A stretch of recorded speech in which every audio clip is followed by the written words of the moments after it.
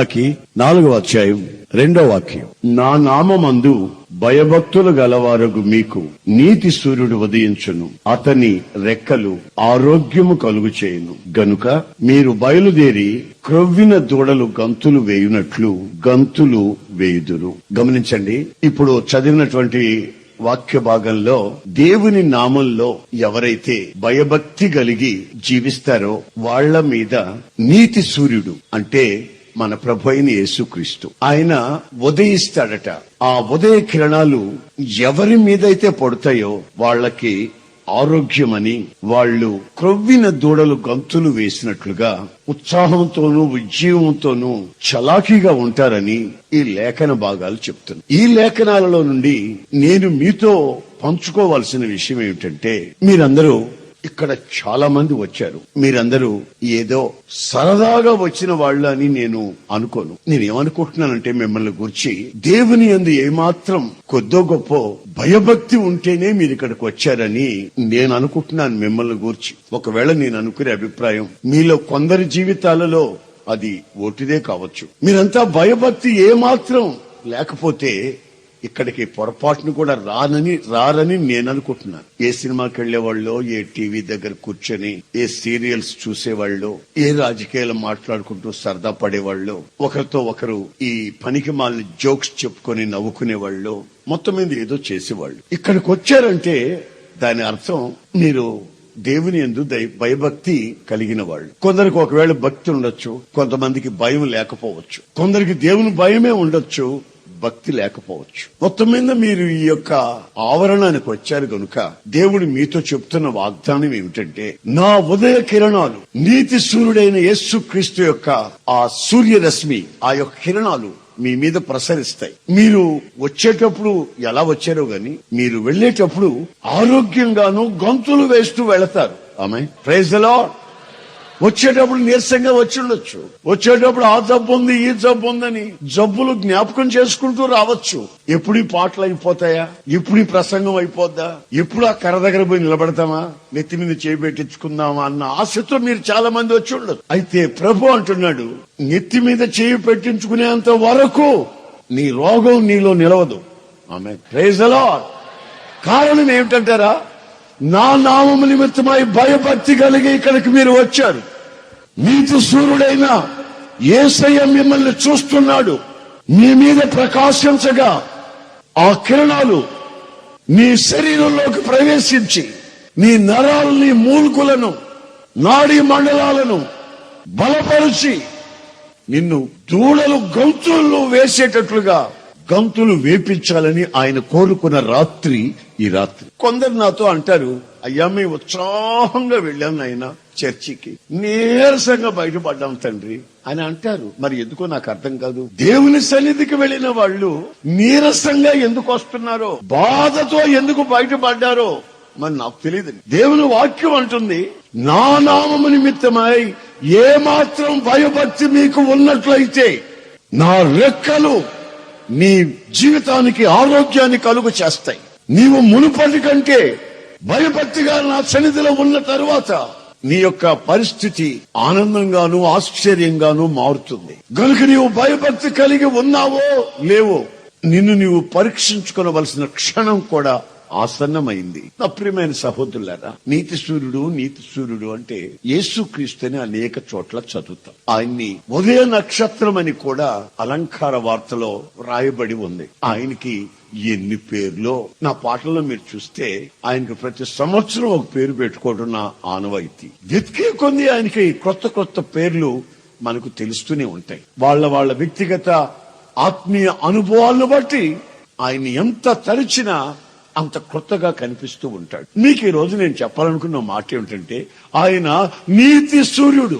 ఆయన కిరణాలలో నీతి ప్రసరిస్తుంది. ఇంకొక మాట నాకు జ్ఞాపకం వచ్చి, దేవుడు ఆకాశంలో ఎన్నో నక్షత్రాలని కలుగు చేశాడు. ఇప్పటికీ ఎవరు లెక్క పెట్టి ముగించినట్టు కనబడదు. ఆ నక్షత్రాల రాసుల్లో ఒక పెద్ద నక్షత్రం మరో నక్షత్రాన్ని వెలుగుమయంగా ఉండి పెద్ద జ్యోతుల్ని కలుగు చేశాడు. ఒక జ్యోతికేమో చీకటిని ఏలుకోమన్నాడు, మరొక జ్యోతినేమో వెలుగుని ఏలుకోమన్నాడు. ఆ వెలుగుని ఏలుకోమన్న జ్యోతి పేరే సూర్యుడు. ఈ సూర్యుని పని ఏమిటయ్యా అంటే వెలుగుని ఏలుకోవడం. నేను చెప్తున్న నీతి సూర్యుని పని ఏమిటయ్యా అంటే వెలుగుమయమై ఉన్న ప్రజల్ని ఏలుకోవడం. ఆమేన్, హల్లెలూయా. చీకట్లో పొరలాడుతున్న వాళ్ళని కాదు, పాపపు పంకిలాల మధ్యలో నీచానికి తెగించి మానవత్వాన్ని కోల్పోయి పశుప్రాయులైన వాళ్ళని ఏలుకోమని కాదు. ఎవరైతే వెలుగులో ఉన్నారో, ఎవరినైతే అంధకారం నుండి ఆశ్చర్యకరమైన వెలుగులోనికి ఆయన పిలిచాడో, ఆ పిలిచిన పిలుపును బట్టి చీకట్లోనికి మరలా వెళ్లకుండా వెలుగులోని నివసిస్తున్నాడో వానిని ఏలుకొనుటకు ఆయన నియమించబడ్డాడు. ఆయన అదే చెప్తున్నాడు. ఏమని?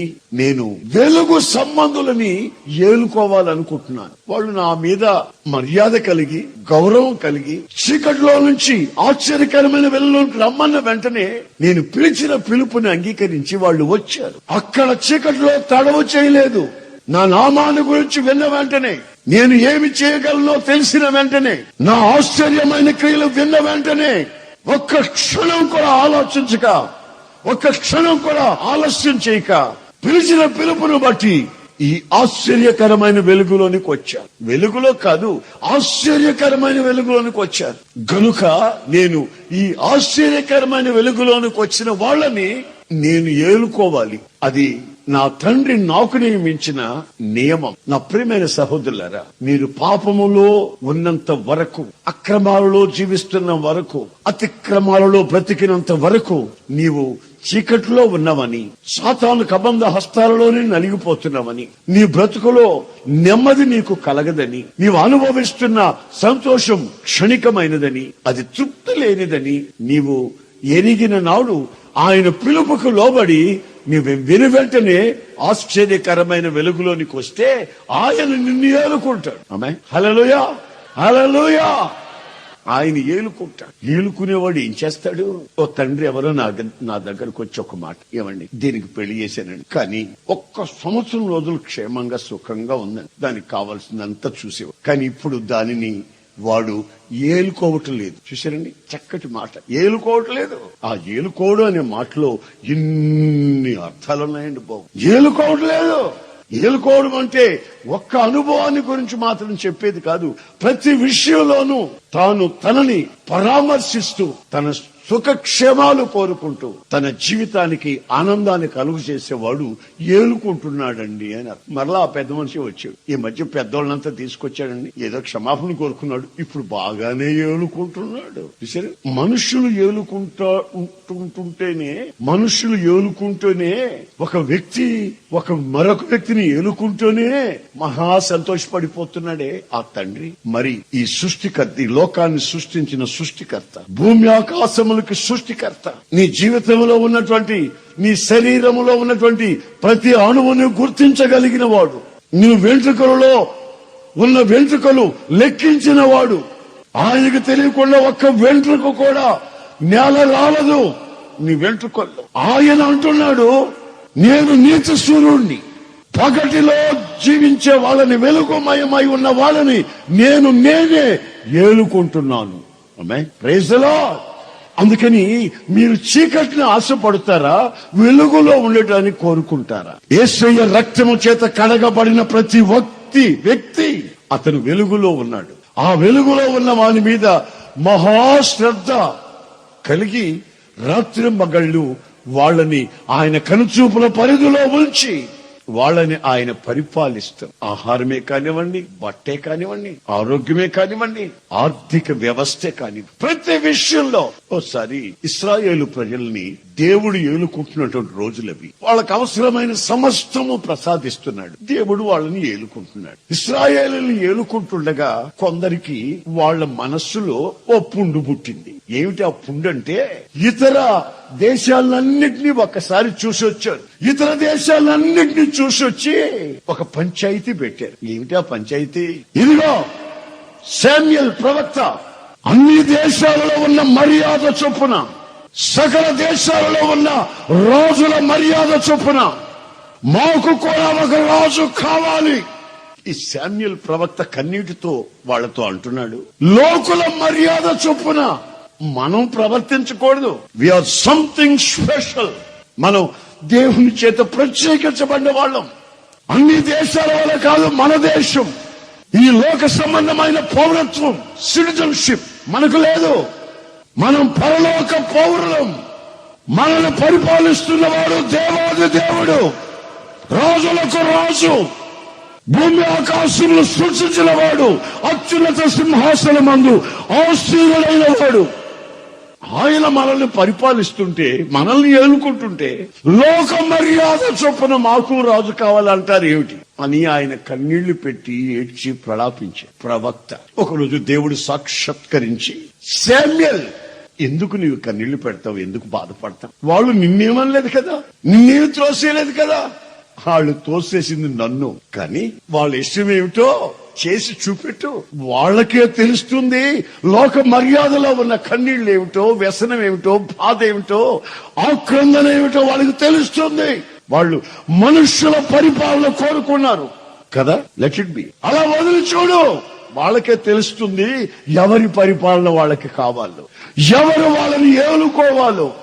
నేను నా పని ఏమిటంటే వెలుగు సంబంధాలను ఏలుకోవడం. నన్ను అంటారు నీతి సూర్యుడు అని. మరి నా సూర్యకిరణాలు వాళ్ళ మీద పడినివ్వకుండా వాళ్ళు గోడచాటుకు వెళ్తానంటే, చోటుకి వెళ్తానంటే, మంచం కిందకి వెళ్తానంటే, కంచం పక్కన కూర్చుంటానంటే వదిలేయ్, వాళ్ళకి తెలిసి రావాలి అని శామ్యూయల్కి దేవుడు చెప్తే, శామ్యూయల్ అలాగే సౌల్ని రాజుగా అభిషేకించడం జరిగింది. ఆ తరువాత వాళ్ళు పడ్డ పాటలు అది నేను వర్ణించలేను ఇప్పుడు.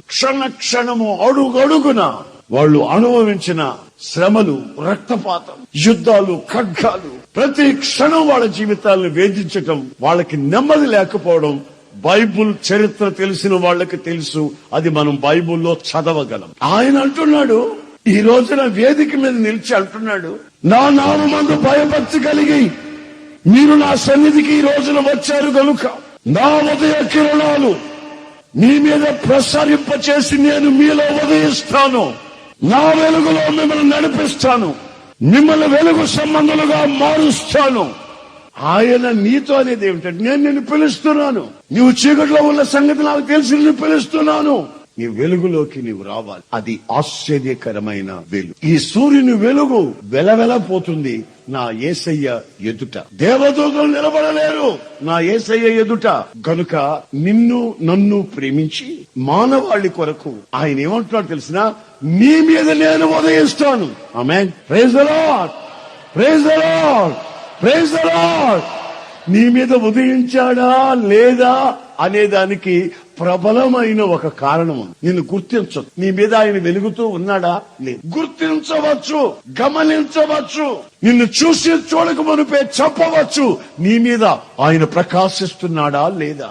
ఆయన నీ మీద ఉదయిస్తే నీలో నుంచి ఆ రిఫ్లెక్షన్, ఆ ప్రతిబింబం, ఆ వెలుగు మరలా నిన్ను చూసే వాళ్ళ మీద పడుతుంది, అది ప్రకాశిస్తుంది. వయసు పోయిన ఒక వృద్ధుణ్ణి నేను గమనించాను ఒక సభలో. ఆ సభలో తను చాలా ఉత్సాహంగా ఉద్యమంగా ఉన్నాడు. అయ్య బాబాయ్, ఈ వయసులో ఇంత ఉద్యమంగా ఉన్నాడు ఏంటి, ఈ వయసులో ఎంత చక్కగా చకచక నడిచిపోతున్నాడు ఏమిటి, ఈ వయసులో ఏమిటి ఇతను ఇంత ఉద్యమంగా అనిపిస్తున్నాడు అని నేను అనుకున్నాను. సందర్భం దొరికింది, నా పక్కనే వచ్చి కూర్చుంటే నెమ్మదిగా పలకరించా. అయ్యగారు, ఈ వయసులో ఎంత హుషారుగా ఉన్నారు.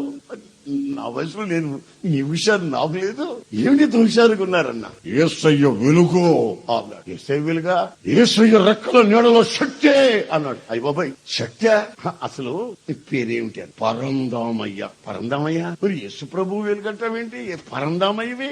మీ ఊరికి ఎవరైనా దేవుని బిడ్డలు వచ్చారా, ఎప్పుడైనా సువార్త చెప్పారా, ఆ సువార్త ద్వారా ఇలా మారావా, అయినా మీ ఊరు మారుమూలు కదా, అక్కడికి ఎవరు వచ్చారు వార్తికులు అని వివరాలు అడగడం ప్రారంభించి ఆయన మాట అన్నాడు. మా ఊరికా, దేవుని సేవకులా, అదే ఎందుకు వస్తారని, అది మారుమూలు ఊరు, ఇందులో పట్టణాల్లో తిరుగుతుంటారు కానీ మా ఊరికి వస్తారని. మరి ప్రభువుని ఎలా నమ్మావు, సువార్త ఎలా విన్నావు అని నేను అడగడం జరిగింది. ఆయన అన్నాడు ఒక మాట, నేను సువార్త విననే లేదు, నేను సువార్తను కళ్ళారా చూశాను.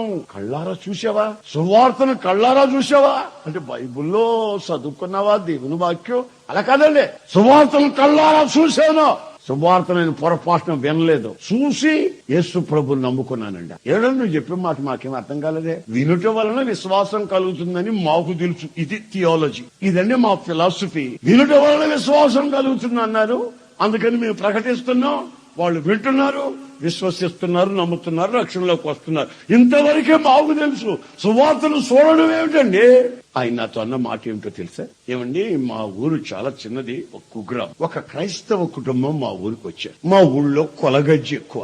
మరి క్రైస్తవ కుటుంబం వచ్చారు, వాళ్ళు క్రైస్తవులు అని చెప్పలేదండి. ఎందుకంటే అద్దెకి ఎవరు వెళ్ళేవారని చెప్పలేదు. మొత్తం మీద మా ఇంటి ప్రక్కనే ఇల్లు అద్దెకి తీసుకుని యువ దంపతులండి, యవనస్తులే, ఒక్కగానొక్క బాబు చిన్నాడు వచ్చారండి. అయితే మా ఇంట్లో సంగతి అంటారా, నా భార్యని పలకరించినట్టు గాని, నా భార్యతో ముచ్చటగా మాట్లాడినట్టు గాని గత 18 సంవత్సరాలు నాకు తెలియదు. నా పిల్లలిద్దరు ఉన్నారు, వాళ్ళు నా ఎదుటొచ్చి నిలబడట్టు నాకు తెలియదు. సింహ స్వప్నం. ఎందుకో తెలుసా? నేను తాగుబోతుని. నా పిల్లలిద్దరును నా భార్య కూలి చేసుకుని వస్తే వాళ్ళు తెచ్చే అంత అన్నం తినడం, వాళ్ళని కొట్టడం. నా ఇల్లు 18 ఏళ్ల నుంచి నరకం అనుభవిస్తుంది. అయితే ఏం జరిగిందో తెలుసా? నా ఇంటి పక్కన వాళ్ళు అద్దెకొచ్చారా, క్రిస్టియన్స్. వాళ్ళు ఓ రోజు పొద్దున్నే లేచి స్తోత్రం శృతి, ఈత రక్తం శృతి స్తోత్రం అనుకోవడం, ఒక చిన్న పాట పాడుకోవడం. ఆ తల్లి ఆడికి ఏం తెలుసండి, పిల్లడికే ఆడి చేతులు రెండు పట్టుకుని పెటా పెటా పెటా పెట వాడి దగ్గర సపట్లు కొట్టిస్తారు. ఆయన కొడతాడు, ఇవి కొడతారు, పిల్లడి దగ్గర కొట్టిస్తారు. ఇలా 10 రోజులు వాళ్ళు చేసుకుంటుంటేనండి గమనించానండి కిటికీలోని. వాళ్ళు ఎంత ముచ్చటకుంటున్నారు, ఎంత సమాధానంగా ఉంటున్నారు, శుభ్రంగా అన్నం వండుకుంటున్నారు, తింటున్నారు, పలకరించుకుంటున్నారు, శుభ్రంగా బతుకుతున్నారు. ఆ పిల్లల్ని చక్కగా పెంచుకో. అసలు ఆ ఇంట్లో వాళ్ళు ఉన్నారో లేరో మాకు తెలిసేది కాదు, అంత ప్రశాంతంగా బ్రతుకుతున్నారు. వాళ్ళని చూశానండి, ఇక అంతే, ఇక నా బతుకెందుకు, నేను ఎందుకు ఇలా శాపం అనుభవించాలి, వాళ్ళలాగా శిలకా కోరికలాగా నేను కూడా ఉంటే ఎంత బాగుండేది అనిపించిందండి నాకు. అనిపించి నా ఇంట్లో ఒక రోజున ఏమే ఇదిగా అన్నానండి. దానికి ఎంత సంతోషం వచ్చేసేదో, ఏమిటి పలకరిస్తున్నాడు మా ఆయన అని దగ్గరకు వచ్చి, ఏంటండి అని. అది ఏం లేదో, ఇక మన ఇద్దరిని శిలకా గోలంకల్లా అన్నాడంట. అదేంటండి, అట్లాగే ఉండాలి, నీకు తెలీదో అన్నాడు. పిల్లలిద్దరిని పిలిచి వాటేసుకుని గట్టిగా ముద్దు పెట్టుకుని వాళ్ళని పక్కన కూర్చోబెట్టుకున్నాడండి. ఆ పిల్లలకి అర్థం కాలేదు, భార్యకి అర్థం కాలేదు. ఏమిటండి మీ పద్ధతి, ఏమి మాకు సిగ్గేస్తుంది ఏంటండి అంటే, ఏమి కాదు, అదిగో వాళ్ళు యేసు ప్రభు ప్రార్థన చేసుకుంటున్నారు. వాళ్ళు ఎంత ముచ్చటగా, ఎంత సమాధానంగా, ఎంత నెమ్మదిగా, ఎంత ఆనందంగా బ్రతుకుతున్నారు. వాళ్ళ బ్రతుకు నేను కళ్ళతో చూశాను కనుక నేను మారిపోయి. ఆమె గమనిస్తున్నానండి, వాళ్ళు యేసు ప్రభుని నమ్ముకున్న వాళ్ళు. ఇల్లెవరని వాళ్ళ కులం ఏదో చెప్పుకోలేదు, ప్రార్థన ఏదో ఏం చెప్పుకోలేదు. మొత్తం మీద ఇల్లద్దెకి తీసుకున్నారు. కాస్త ఒక 10-15 రోజులైన తర్వాత 2-3 నెలల తర్వాత నెమ్మదిగా మాట్లాడదాంలే, సువార్త చెబుదాంలే అనుకున్నారు, కానీ చెప్పలేదు. కానీ వాళ్ళని చూసిన వ్యక్తి టోటలీ మారిపోయాడు. అతను అంటాడు, సువార్త ఎవరు చెప్పలేదండి నాకు, సువార్తను కళ్ళారా చూశానండి. ఆమెను చూసినా ఆమెలో యేసయ్య ప్రత్యక్షం అవుతున్నాయి, అతన్ని చూసినా యేసయ్య నాకు ప్రత్యక్షం అవుతుంది. ఆ యేసయ్యని నమ్ముకున్న వాళ్ళ బ్రతుకులు ఎలా ఉంటాయో కొట్టొచ్చినట్టుగా వాళ్ళు చెప్పగానే చెప్తున్నాయి ఈ నగ్న సత్య. గనుక జీవితం మారి. ఇప్పుడు నేను ఏమైపోయింది తెలుసండి, ఏమయ్యావన్నా, నా భార్యకే భర్తనయ్యా. ముసలోడు తక్కువడు కాదు, అమ్మో ఆ ముసలోడు హుషారు చూస్తే నాకు సిగ్గేసింది. నా భార్యకి భర్తనయ్యాను, నా పిల్లలకి నేను తండ్రినయ్యాను, మా ఊళ్ళో సంఘ పెద్దనయ్యాను అన్న. నన్ను చూసి ఎంతో మంది మారిపోయారు. నేను త్రాగుపోతే నిత్యము నా కుటుంబాన్ని నరకంగా మార్చుకున్నా, నిత్యం నా జీవితం శాపంగా మారి దరిద్రత 18 సంవత్సరాలు అనుభవించాను. కన్నీళ్లు, అనారోగ్యం నా కుటుంబంలో శాపంగా మారిపోయాయి. ఈ రోజున నా భార్య కలకలాడుతుంది, నేను కలకలాడుతున్నాను, నా పిల్లలు కలకలాడుతున్నారు. నా ఇంటికి వచ్చి చూడా, నా ఇల్లు కూడా ఎలగచుందే ఇల్లుకో. నీ ఇంటికి చూసే పని లేదు, ముసలాడు నీ మోహం చూస్తేనే నాకు తెలిసిపోతుంది నిజంగానే ఈ ఎలగచున్నామని. దేవునికి స్తోత్రం. నా ప్రియమైన సోదరులారా, మీరు వెలుగు సంబంధులు అయితే, ఆయన మీ మీద ప్రకాశిస్తూ ఉంటే, మీ ప్రకాశం మీలో నుంచి నీతి సూర్యుడు మరొకరికి ప్రత్యక్షం అవుతాడనే సంగతి వాస్తవం. నిన్ను చూసిన వాళ్ళు ఇతను క్రైస్తవుడా అన్నారనుకో, ఇక నీ బతుకు అయిపోయింది. క్రైస్తవులు కూడా ఇలా చేస్తారా అని అన్నారనుకో, నీ బ్రతుకు శాపానికి గురైపోయి చీకట్లో ఉన్నామని అర్థం. నిన్ను చూసిన ప్రతి ఒక్కరు క్రీస్తు ప్రతిబింబం, క్రీస్తు యొక్క ప్రతిరూపం నీ జీవితంలో కొట్టొచ్చినట్టుగా ప్రతి ఒక్కరు చూడగలగాలి. అప్పుడు క్రీస్తు నీ మీద ప్రకాశిస్తున్నాడు అనే దానికి ఒక నిదర్శనం. ఆమేన్, ఆమేన్, ఆమేన్. నీవు భయభక్తి గలవాడివై, భయభక్తి గలదానివై ఇక్కడికి వచ్చావు గనుక ఆయన అంటున్నాడు, నేను నీ మీద ఉదయిస్తాను, నా ప్రకాశం నీలో నుంచి ప్రతి ఒక్కరికి ప్రసరిస్తూ వాళ్ళ బ్రతుకులు మారుతాయి. నేను రక్షణ పొందాను కానండి, అదన గారండి, మా వాళ్ళు రక్షణ ఇవ్వట్లే అని నువ్వు అంటున్నావు. మీ వాళ్ళు ఏం చెప్తున్నారు నా దగ్గరకు వచ్చి, అయ్యా రక్షణ పొందాను అంటున్నాడు, మీ ప్రార్థనకు వస్తున్నాడు గాని ఆడు మారలా. మీ వాళ్ళు నాకు చెప్పే మాట వచ్చి, అయ్యా ముసుగేసుకుని బైబిల్ పెట్టుకుని పెద్ద బైబిల్ పట్టుకుని జిబ్బేసుకుని వస్తుందయ్యా, నా కాళ్ళు వస్తుందయ్యా, అది మారలా, దాని నోరు మారలా అని మీ వాళ్ళు అంటున్నారు. నువ్వేమంటున్నావు? ఎట్లా కానీ ఉండే నేను రక్షణ పొందే ఇప్పుడు 6 ఏళ్ళు అయిందండి, 4 ఏళ్ళు అయిందండి, 3 ఏళ్ళు అయిందండి, మా వాళ్ళు మారటం లేదండి అని నువ్వు అంటున్నావు. చూసారండి, వాళ్ళు మారలేదని నువ్వు అంటున్నావు, నువ్వు మారలేదని వాళ్ళు అంటున్నారు. అందుకే బైబిల్ ఏమంటుందో తెలిసినా, మీరు భయభక్తి కలిగిన వారు అయితే మీ మీద ఆయన ఉదయిస్తాడు. ఆయన రెక్కల నీడలో ఆరోగ్యం, నీ అణువణువున ఆత్మీయ అభిషేకపు ఆ శక్తి క్రీస్తు నీ మీద ఉదయించినప్పుడు నీలో నుంచి ప్రకాశం మరొకరు చూసి వాళ్ళ వ్యక్తిగత జీవితాలు క్షణక్షణం మారా. దైవ సేవకులు కూడా ఎంతో మంది చెప్తుంటారు, ఎస్ఎన్ గారు 13 ఏళ్ల నుంచి సేవ చేస్తున్నానండి, ఇప్పుడు 22 మంది వస్తున్నారండి అంటాడు. 14 ఏళ్ల నుంచి సేవ చేస్తా అంటాడు. 6 ఏళ్ల నుంచి కష్టపడుతున్నాను, సేవ చేస్తున్నానండి అంటాడు. ఇప్పుడు ఎంతమంది వస్తున్నారు బెదరు?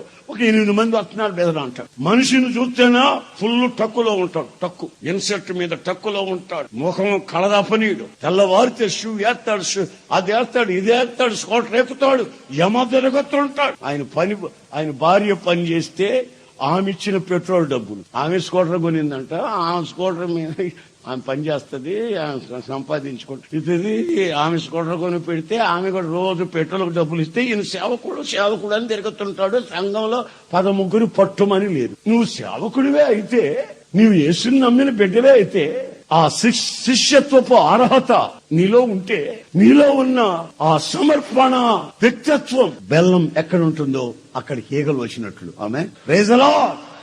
పీనుగ ఎక్కడ ఉంటుందో అక్కడికి రాబందులు దిగినట్లు. నా ప్రియమైన సహోదరులారా, ఆత్మల పంట, ఆధ్యాత్మికమైనటువంటి పంటని నీవు అనుభవిస్తూ ఆ ప్రకాశం అనేకులకు వెలిగించేటట్లు చేస్తూ చీకట్లో ఉన్నవన్నీ వెలుగు దగ్గరకు పరిగెత్తి వచ్చినట్లు. అయితే నీ జీవితంలో ఈ రోజున ఆయన వెలిగించాడని నువ్వు అంటున్నావు గాని, నువ్వు గోడ చాటుకు వెళ్ళిపోతున్నావు, స్తంభం చాటుకు వెళ్ళిపోతున్నావు, చోట్లకి వెళ్ళి ఏదో చేయాలని ప్రయత్నం చేస్తున్నావు గనుక నీవు ఇతరులకి ప్రకాశముగా లేకపోతున్నావని వాక్యం హెచ్చరిస్తుంది. దీపం వెలిగించి దాన్ని కొంచెం కింద మంచం కింద పెట్టకండి, అనేకులకు మార్గం కనబడేటట్టు వెలుగులోనే పెట్టండి, దీపస్తంభం మీదనే పెట్టండి. ఒక సాక్షి జీవితం నీలో అవసరమని ఈ రాత్రి ప్రభు నిన్ను హెచ్చరిస్తాను. సాక్షి జీవితం, ఆయన గురించి చెప్పుకునడానికి సిగ్గుపడకుండా, చాటుకు పరిగెత్తకుండా సాక్షి జీవితం నీకు అవసరమని ఆయన కోరుతాడు. పబ్లిక్ కన్ఫెస్, బహిరంగముగా నీవు ఒప్పుకొని సాక్ష్యం చెప్పగలిగిన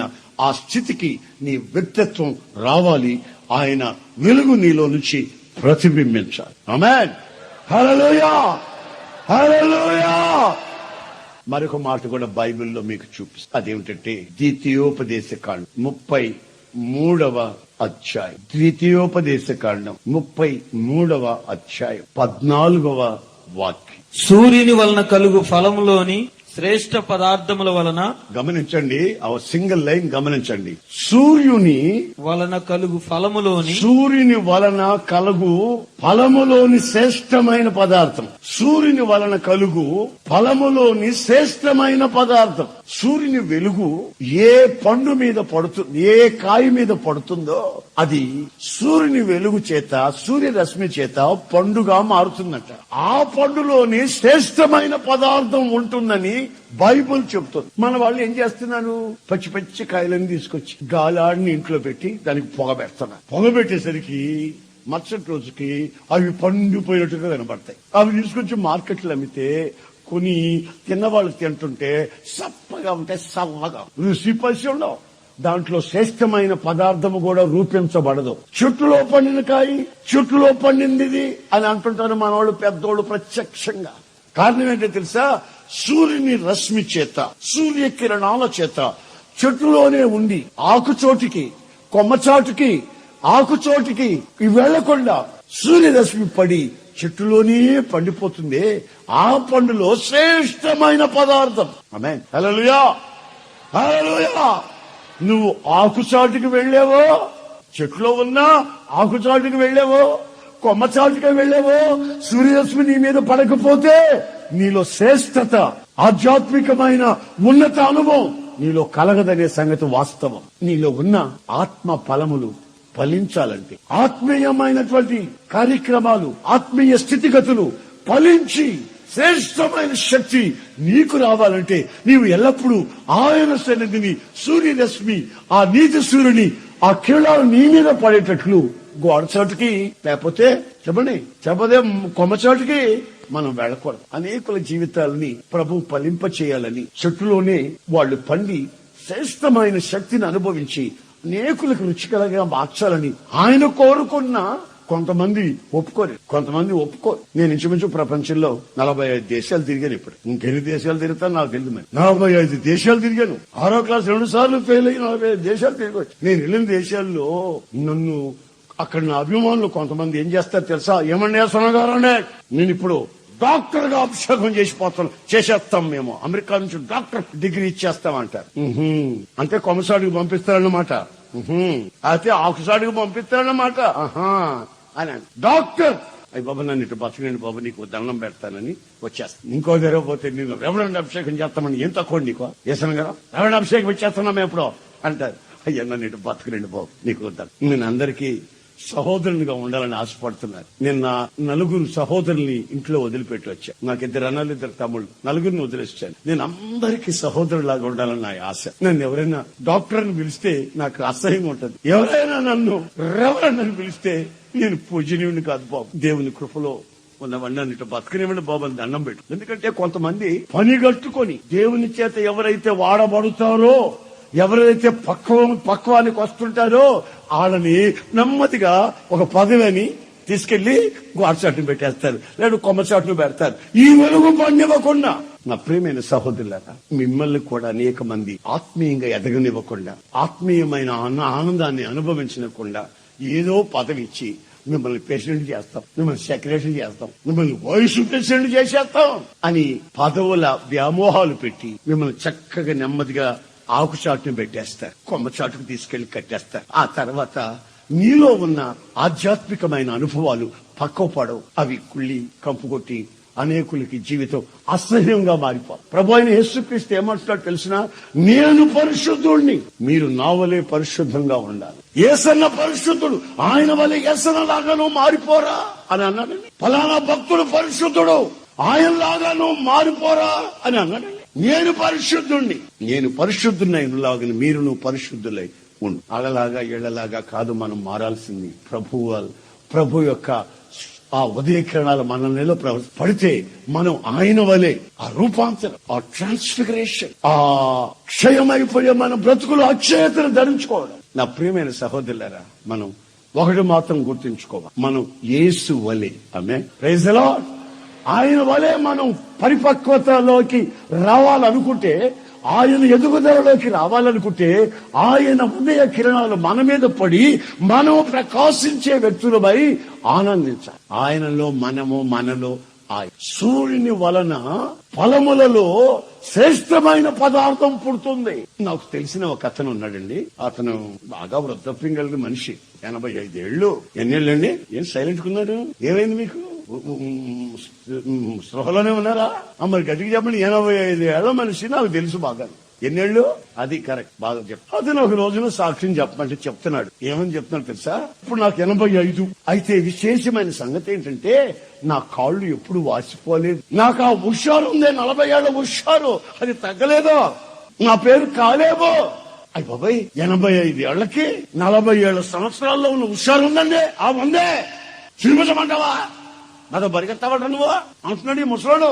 ఏమైంది బాబు అంటే, ఈ పాలు తేనెలు ప్రవహించే దేశంలో, వాగ్దత్త దేశం, ఇక్కడ పండే పళ్ళు, ఇక్కడ ఎష్కోలు లోయలో పండే పళ్ళు, దానిమ్మ పళ్ళు, ద్రాక్ష, అమేన్ అమేన్, అంజూరపు పళ్ళు, ఇక్కడ నేను ఈ నీతి సూర్యుడు ఉదయించిన ఈ వాగ్దాన భూమిలో పండే ఈ పళ్ళన్నీ తిని నా శక్తి రాత్రి మగళ్ళు అదో రకమైన శక్తిగా మారుతుంది.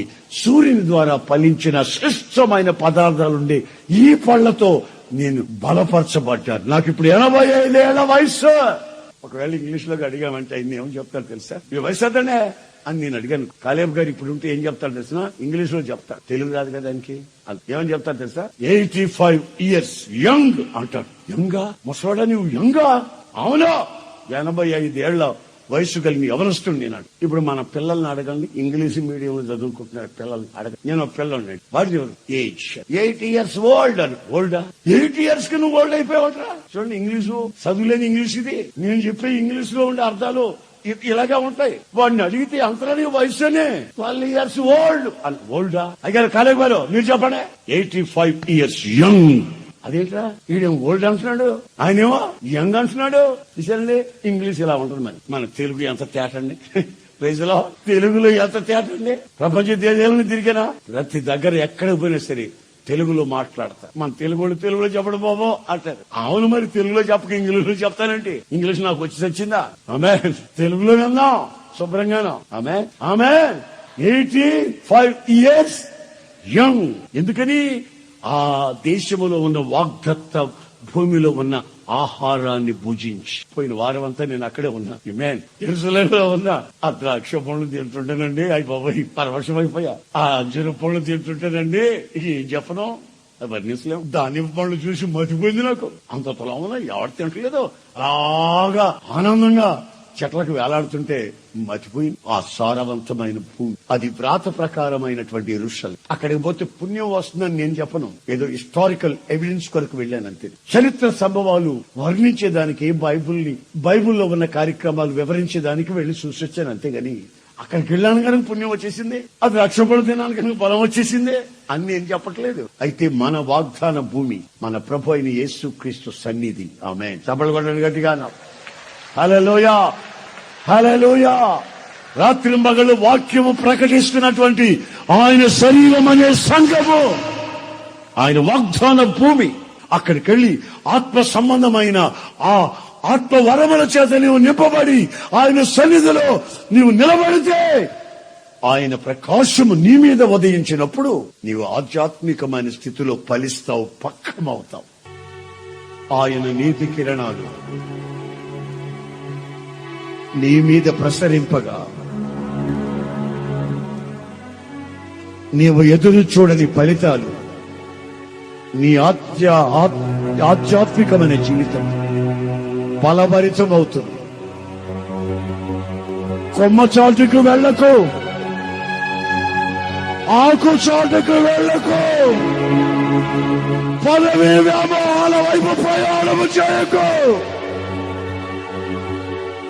నీవు ఆయన సన్నిధిలో నిలువు. ఆయన నీతి కిరణాలు సూటిగా నీ మీద పడనివ్వు. అక్కడ నీ జీవితం పరిపక్వం అవుతుంది. శ్రేష్టమైన శక్తి, ద స్పిరిచువల్ స్ట్రెంగ్త్, ఆ స్పిరిచువల్ స్ట్రెంగ్త్ నీవు పొందుతావు. ఆత్మీయ జీవితంలో మోగిసలాడవు, అస్థిరుడవు కావు. నీతి కిరణాలు నీ మీద ప్రసరించగా నీవు స్థిరమైన మనిషివిగా మార్చబడతావు. నా నామమున భయభక్తి కలిగిన వారు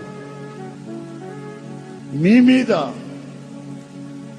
నా నీతి సూర్యుడు ఉదయిస్తాడు.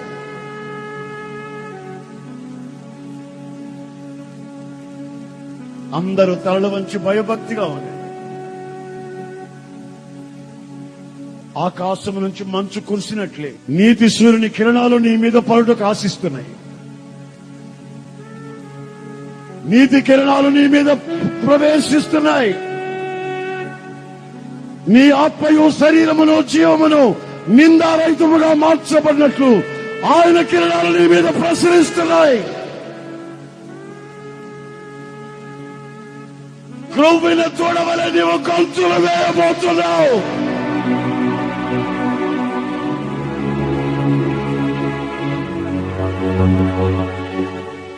ఆయన రెక్కలు నీ మీద ఆయన చాపబోతున్నాడు. ఆయన రెక్కల నీడలో ఉన్న ఆరోగ్యం నీవు ఈ క్షణం అనుభవించబోతున్నావు. లోక మర్యాద చొప్పున మనుషుల ద్వారా ఏదో కలగాలని ప్రయత్నం చేయకు. సూటిగా ఆయన సన్నిధిలో వెలుగులో నిలువు.